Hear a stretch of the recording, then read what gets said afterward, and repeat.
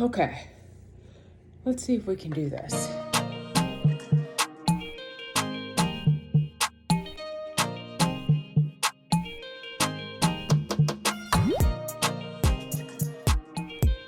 Hi.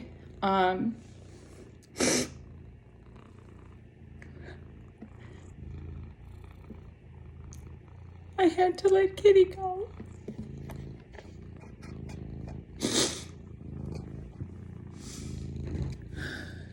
Hi.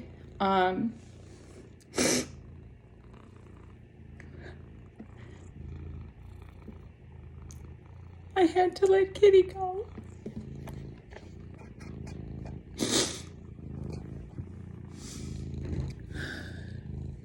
Okay, we can do this. We can do this. We do hard shit all the time. My Bear Grace. Hi, honey. Last Friday, on the 10th of November, which was the Marine Corps birthday, I had taken Kitty to the vet because I knew he wasn't, I think I mentioned this maybe in a video a couple months, like maybe last month, maybe this last, I don't even know, that Kitty was starting to slow down. And in the last, like, I would say couple of weeks, like prior to last Friday, he just seemed to be like really frail. And I consulted Google, and I suspected that he had age-related heart failure. And that's exactly what it was. No surprise, right? He was 17 and 4 months old. So he had outlived, right, like all the life expectancies, right, at that point, right, and so I took him to his primary vet, who he's been with for 9 years, so a majority of his life, like half of his life, slightly more than half of his life, and it was very obvious, and it was right at the point, right, where I think anyone who has a pet, like, you always want to know that you're making the decision at the right time. I'm sorry. I just came in from outside. My hair's a mess. I just took a hat off. Oh, hi, Bear Grace. Oh, hi. He's going to get in his bed. And I think we all hope, right, that we have the opportunity to make the decision at the right moment. And it was the right moment. It wasn't, he was uncomfortable, but not suffering. And Dr. Taylor was like, it's time. And so we were able to do it with people he knew and loved. And my goal always was, right, and I'm sure I've mentioned this, was to be able to do it here in our house. But that wasn't, an option. I was not willing to let him suffer, like, another 3 or 4 days until I could have gotten someone here. So we did it with Dr. Taylor, and it was hard for her too, because Kitty was one of the favorites. I know you're shocked that my handsome boy was a favorite. And, yeah, and so it was very peaceful. And, I'm heartbroken, but I'm so grateful for all the time that I had with Kitty. And I don't know, like, if you've never watched any of my videos, like, some of you know, some of you probably don't. Some of you probably don't care, and that's okay. That's okay. Some of you are just here for the ASMR content of Bear Grace purring. So in 2020, I found out that Kitty had adenoid carcinoma, which is a nasal tumor. They're not as common in cats as they are in dogs. And the reason is that dogs sniff everything, right? Like, their noses are exposed to far more things than a cat. We found that out right after I bought my house. So the timing was awful. Plus, it was the middle of the pandemic. My dad's health had started to get a bit sketchy at that time. And if you've followed along, you know that my dad passed in March of 2021. And so I opted to treat Kitty with radiation at the time. And he was a good candidate for treatment. He was 14 at the time. And because I have friends and family that I do not deserve, right, who gave me money for, to help pay for some of Kitty's treatment, I'm so not, I don't deserve any of that. Like, that was just like, people were so willing to help. And And even if it wasn't like a monetary thing, like, just praying for Kitty and, hoping for the best, right? Was all we needed. And my goal for Kitty always was that he would pass away from old age, right? Like an old age related, health issue, or just, old age, right? Like one day I would go to CrossFit and come home, he'd be gone. Like that was my hope, right? And he was trying to do that, but I, I intercepted it, right? When I realized that he was looking pretty frail, and I suspect, and he seemed like every once in a while, like I would look at him, like after him and Bear Grease would kind of rumble, and I would kind of feel it. I was like, are you out of breath? Like he seemed out of breath. Well, there's like fluid building up in his lungs and stuff just because of the heart failure. And so, but anyway, so my goal always was, that Kitty would pass away from old age, and he did. So I'm very grateful of that. It doesn't make it easier. It doesn't. But I added them up, 1,135 bonus days. I spent an ungodly amount of money treating him. And it's not lost on me how fortunate I am to be able to have, put, a very expensive treatment, on a care credit card and, be able to pay that off and, over the last couple of years. And, I definitely got my ROI, like if anyone's wondering, 1,135 days. So, we made it. We got to the end the way we wanted to. So, I'm sad, but I'm so grateful at the same time. And it's such a weird, combination of emotion, right? And I don't know, and I've not checked the YouTube, right, of whether or not, does anyone have a channel about, grieving the loss of a pet? I had Kitty for over 17 years. I got Kitty when he was 8 weeks old. I was 26 when I got Kitty. I'm going to be 44 in a month and a half. I mean, this is a lifetime, right? And it's a lifetime, and it was his lifetime and mine, right? So, it sucks, but obviously, talking about it makes it easier, right? And, as the days have gone on now, because it's only been 9 days, but every day has gotten better, although you can't tell that right now because I'm a hot mess. But yeah, and then I have Bear Grease here, which was by design. I knew on some level, right? I knew Kitty couldn't live forever. That was not an option, right? It's just not an option with pets. And that sucks, right? That you get your pet for what you hope is, 15 years, for dogs, I know it's different. Some dogs only live 10 years, some live 12, some live 15. Some of these little dogs, my old boss, her little dog lived to be 22. He was a little cockapoo thing, and so I knew Kitty couldn't live forever. And I was hopeful, that, he would be able to hang on, for a few more years. But I think that there was something that was telling me, a couple of years ago, when I it was a couple of years ago, I think Kitty was 15, that made me start to think about well, maybe I should, get Kitty a little brother. And, everyone thought I was insane. Introducing this kitten at the time who was 9 weeks old, and Bear Grease now is 7 months old? 7 months old. I think on the 26th, he'll be 7 months old. To my super senior cat, Kitty at the time would have been almost 17. It was a month before his 17th birthday. I'm sure on some level I knew, and he knew. I think that, and Bear Grease has an interesting story as well. He was not supposed to be my cat. Well, he was, and then he wasn't, and then he was, because someone else wanted him, and I was flexible enough, right, that I was fine letting someone else take him. And then a week went by, and that person decided not to take him, and so I took him. And so I knew that when Bear Grease came back around, that I was pretty sure he was supposed to be my cat. And here we are 4 months later, and Kitty knew. And I like to think that if Kitty didn't think Bear Grease could handle this situation, that he wouldn't have been ready to go, right? He would not have been ready to go. And so that's where we are. But anyway, Grief is a weird thing. And I feel like is this harder than losing my dad? Like, that's what it feels like. Different, maybe not harder or easier or worse or better, but different. It's a different type of grief. And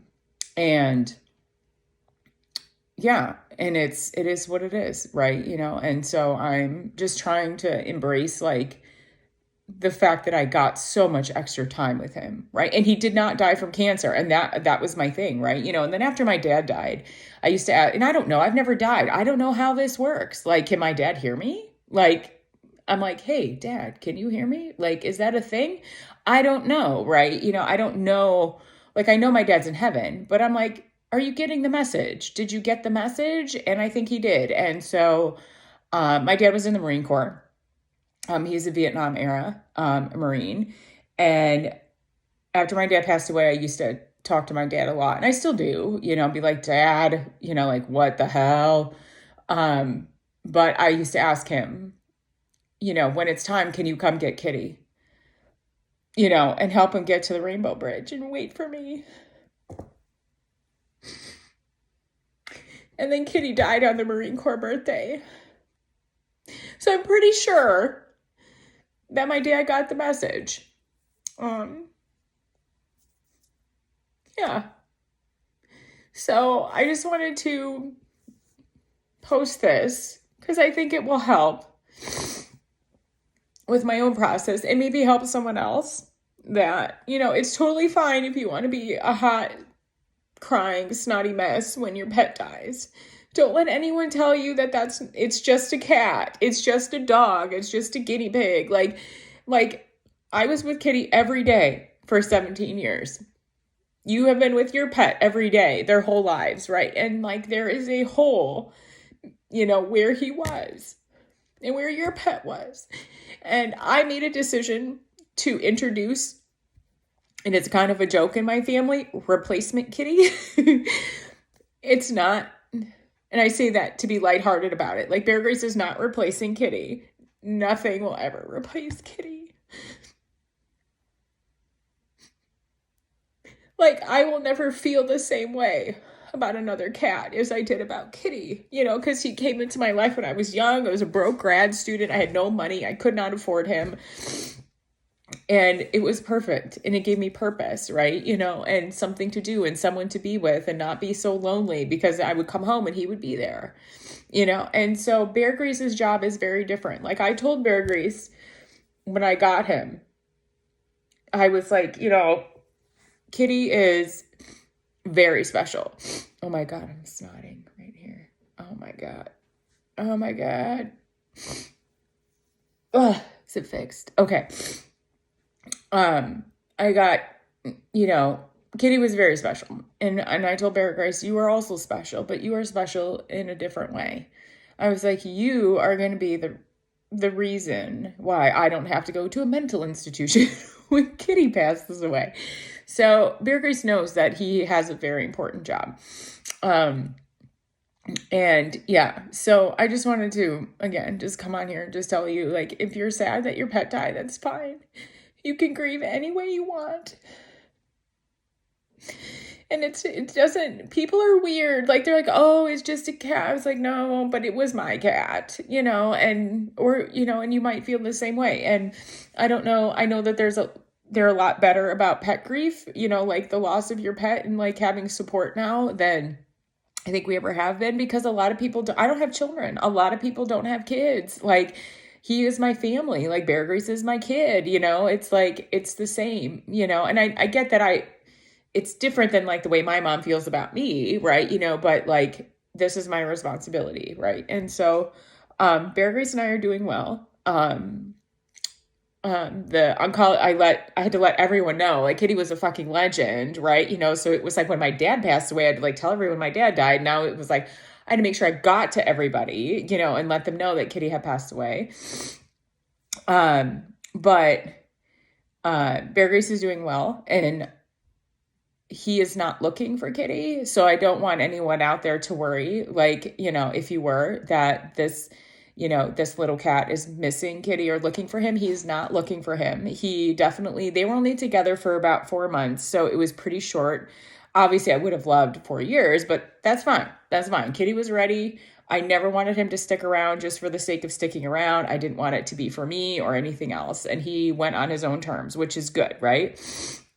But Bear Grace is not lonely. He is not looking for Kitty. He is aware. I believe that Kitty is not here. And he is aware that I am sad. But he's not like wandering around looking for him or anything like that, which is really good. Just from a grieving process for him too, right? That there isn't like this profound sadness, and he's just like, oh yeah, okay, something's different, and my mom is, sometimes she's fine, other times she's a hot crying mess. Like he knows, right, that there's something there. But anyway, so I let the oncology office know, sorry, my brain is not working. Let's have some more Monster. Let's try that. God, if I got sponsored by Monster Energy, I wonder how many millions of followers I'd have to get that. But I let the oncology practice know.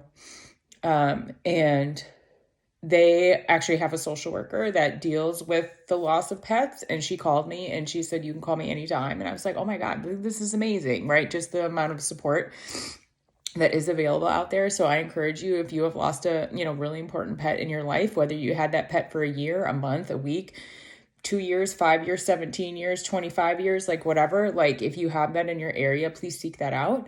And my advice, right, always is like, don't let anyone tell you that it's too much grief to feel like over the loss of your pet, that you're not grieving in the right way, that, whatever. I will say it gets easier every day, although right now that's difficult to see, right? It gets better every single day. I have pictures of Kitty all over the place, like in the cat room, which is the second bedroom in the house. There's a blanket that his pet sitter had gotten me years ago. That has a picture of him on it. And like, I put that on my bed just so like it's there and it's okay. And like, it's okay. You have to do what you have to do. I would recommend staying busy. Like that's one of the things I've been doing a lot of in the last week, just staying busy, like routine, structure. Bear Grace helps with that a ton, right? Because we have a routine in the morning. And then talk about it, because talking about it does help so you don't have to carry that burden with you, right? I'm sure there are people somewhere wondering whether or not there will be another cat added to the pack. Right now, no, right? Although I have like this burning desire to go find myself a little tabby and bring him home because I miss Kitty. And like Bear Grace is not Kitty. And he's never going to be Kitty, right? Like the personalities are different and they're a completely different breed of cat. Like Kitty was a domestic short hair. He was a mackerel tabby. That was his coat pattern. Bear Grace is a Siberian, which is like, he has stripes on him, like a little bit on his legs, but like they look different. He's red and he's white and Kitty was gray and, and different personality and different, all the things, right? And it's unfair, right, to expect him to be Kitty. And it's unfair for me to expect another Kitty that might look like Kitty to be Kitty, right? And so I think at some point, and a friend of mine I work with said to me, she's like, if, next year, if you feel like you're still missing, that like big tabby energy, then go see if you can find one, and I think that's what the plan will be. I think that if I feel like we need another tabby, then we will go get one. But it will not be for a while. I want Bear Grace to enjoy being an only child for a little while. And I am looking forward to bonding with him differently, because right now I do feel a tremendous amount of guilt, that I look at him and I love Bear Grace. He's such a sweet kitty. He's a very nice boy. He's a lot of fun, but he's not Kitty. And my brain is like, that's not Kitty. I'm like, well, no shit. because it's bear grease, right? So anyway, so maybe, in the future I might show up here with a little tabby cat. You never know. Or not. Like, because having two is definitely double your pleasure, double your fun, double your vet bills, right? So we'll make that decision later. But anyway, I just wanted to come on here and let you guys know that Kitty is happily at the Rainbow Bridge. And if you are struggling with, any sort of, grief from loss of a pet, please reach out to anyone locally, a friend, a family member, me, if you want to, to talk about it, because it is awful and it is really hard and all of that. And yeah, anyway, thanks for stopping by, and I'll see you guys again soon. All right, bye.